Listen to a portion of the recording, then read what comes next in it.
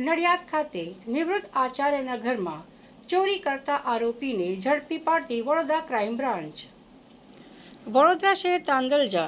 અલ Medina residency ખાતે રહેતા રીડો ઘરફોડ ચોર નિહાલ બારોટે તાજેતરમાં નડિયાદ ખાતે ઘરફોડ ચોરી કરેલ છે અને તે તાંદલજા વિસ્તારમાં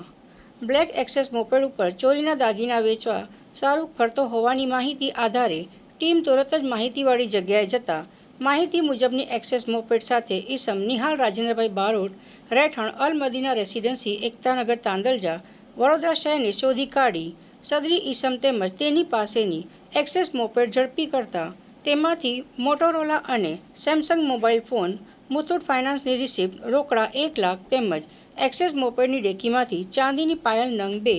લક્કી નંગ 1, માળા નંગ 1, ચોરસો નંગ 1 મળી આવતા સદર ઈસમને તેની પાસેની ચીજવસ્તુઓની માલિકી અંગે બિલ તથા પેપર્સ રજૂ કરવા માટે જણાવતા સદર ઈસમ સંતોષકારક જવાબ આપી શકતા નહીં.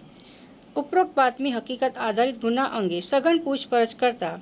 તારીખ 30/4/2026ના રોજ પોતાની પાસેની એક્સેસ મોપેડ ઉપર નડિયાદમાં આવેલ વૈશાલી રોડ પરના બંગલાના દરવાજાને મારેલ તાળાને તોડી ઘરમાં પ્રવેશ કરી બેડરૂમમાં રાખેલ તિજોરીમાંથી સોના ચાંદીના દાગીના આશરે કિંમત